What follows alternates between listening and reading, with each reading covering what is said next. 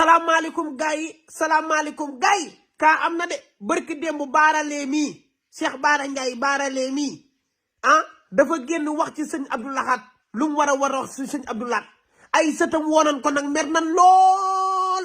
barki alxuraanu karim bu ngeen moytuwul politique bii seen sëriñ yi ngeen di jël di ko dóor ci leader yi di ngeen xam ne lépp dëgg la Serigne Touba du morom fonk leen njabootu Serigne Touba gi ak ñi fi Serigne Touba bàyyi ak ñi fi Seydi Hadji Malick bàyyi ak Serigne Babacar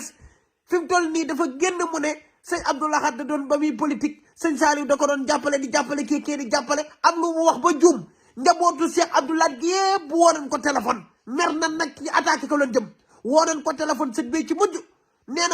na ko day dem démentir ko mu ne sëdi la ko mën a démentir ñoom nee na mënuñoo xaar sëdi nan déglu kàddu yi Bara Ndiaye ngi ci ay problème de Bara Ndiaye bu Sonko baaralee mi ngi ci ay problème yu doy nan déglu leen kàddu yi bu baax nag déglu leen appel bi.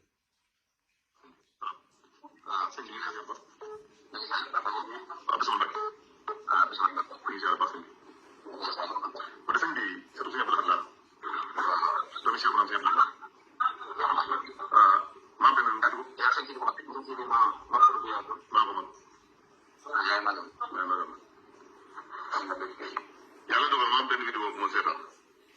waaw dégg nga am loo ci wax mu am ay njuumte dëgg la kay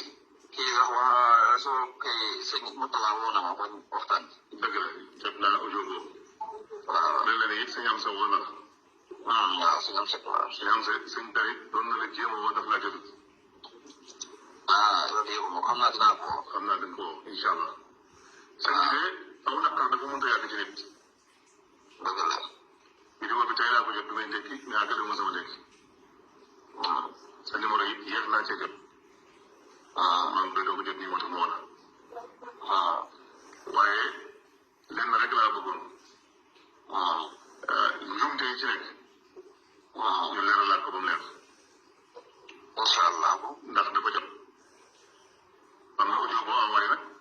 nee nga boo alxamis dañ ko leeral incha allah waaye alxamis jooju lañ mun a xaar ñun njabootu suñu plan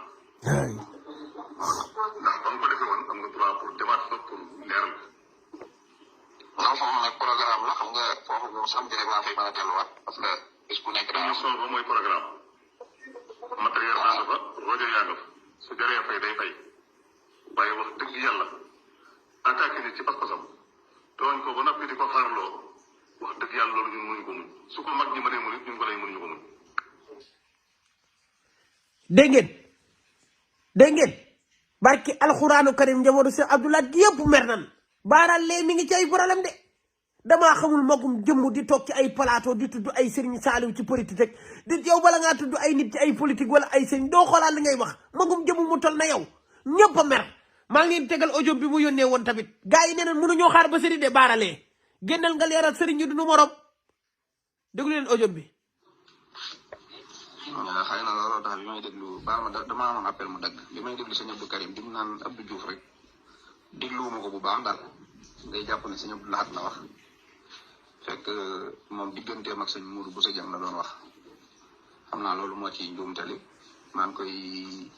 yëggalu nag ndax nit moom boo waxee loo xam ne demeewul noonu surtout lu jëm ci histoire day baax itam nga leeralaat ko xam naa incha allah su ma njëkkee génnaat jeudi ak jàmm bu ko yàlla dogalee dinaa def émission. nee na dina def émission démentir mais ñoom nee na mënuñoo xaar ba jeudi fi mu toll nii baaralee mi ngi ci ay problème de billahi lii dafa ñaaw nan seetaan vidéo bi li mu waxoon nan ko seetaan nan seetaan kàddu yi ci vidéo bi. ñu bokk Touba sëñ Abdou Lahad bi muy jàppale Abdou Diouf sëñ Saliou wa ngi jàppale Ablaye Wade te ñoo bokk baay